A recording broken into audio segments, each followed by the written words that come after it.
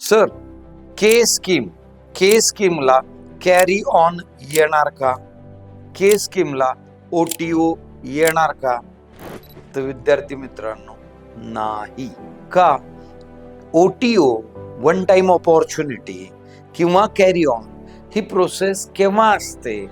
ज्यावेळी scheme change होते. तुमच्या आधी आय स्कीम होती, त्याच्या आधी जी स्कीम होती, त्याच्या आधी सी स्कीम होती किंवा ई स्कीम होते.